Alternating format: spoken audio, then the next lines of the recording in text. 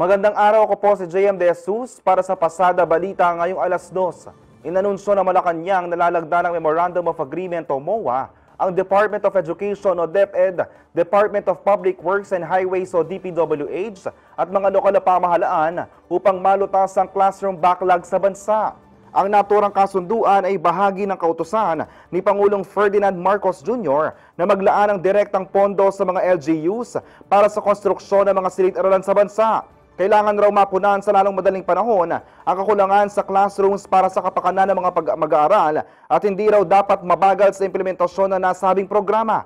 Nais raw ng Pangulo na madaliin ang pagtatayo maging ang pagkukumpuni ng school buildings matapos na mabatid na 22 lamang sa 1,700 na target ngayong taon na nakumpleto ng DPWH. Noon na nang nagpahayag sa pagkabahala si DepEd Secretary Sani Angara sa pagkakaantala sa mga classroom projects na pinondohan ng kagawaran na isinagawa ng DPWH simula 2018. Sa ilalim ng MOA, ang pondo para sa pagtatayo ng school buildings ay pagkakatiwala sa mga LGU at ang implementation at construction ng mga classroom ay monitor ng DPWH at DepEd.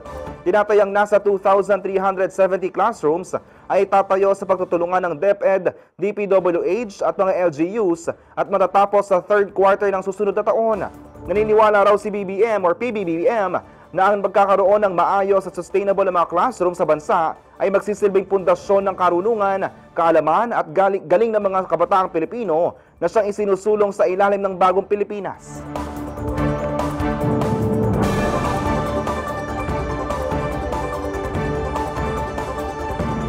Para sa iba pang balita at updates, tutok lang sa Pasada Balita mamayang alas 4 ng hapon. Ako po si JM De Jesus. Magandang araw po.